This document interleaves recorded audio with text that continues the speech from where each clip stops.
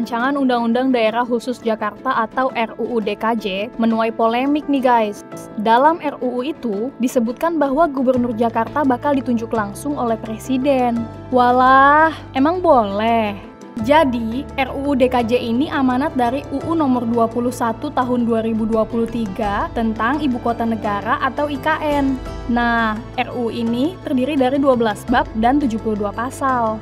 Ada banyak yang diatur di RUU ini. Salah satunya soal mencabut status Jakarta sebagai Ibu Kota Negara.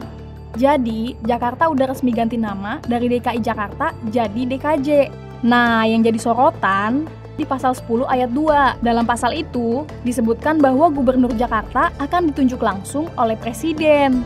Nah, jelas isu ini langsung menuai kontroversi.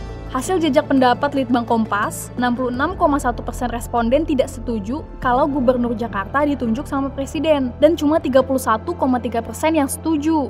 Terus, banyak juga media yang ngeberitain soal isu ini. Rata-rata semua fraksi yang diwawancara media menyatakan gak setuju sama usulan itu. Misalnya PDIP, Golkar, PKS, Nasdem, PKB, P3, Demokrat, dan PAN. Nah, dikutip dari rilis PKS, katanya cuma PKS doang yang gak setuju sama usulan itu.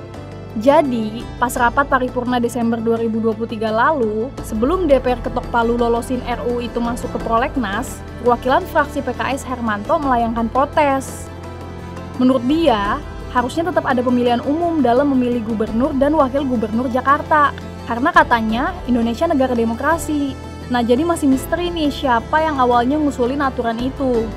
Menteri Dalam Negeri Tito Karnavian bahkan juga heran kenapa bisa ada usulan itu. Soalnya, usulan itu bertentangan sama sistem pemerintahan negara ini yang demokratis. Padahal kan udah jelas, di pasal 18 ayat 4 Undang-Undang Dasar Negara Republik Indonesia tahun 1945 disebutkan bahwa pemilihan gubernur, bupati, dan wali kota dipilih secara demokratis. Nah, akhirnya untuk meredakan huru-hara ini, Mendagri Tito dengan tegas menyatakan bahwa pemerintah menolak usulan tersebut. Tito bakal mastiin nih kalau Gubernur Jakarta nanti bakal bisa dipilih sama warga Jakarta dan gak ditunjuk sama Presiden. Untuk menjawab secara formal juga, yaitu tentang isu pemilihan gubernur dan wakil gubernur daerah khusus Jakarta.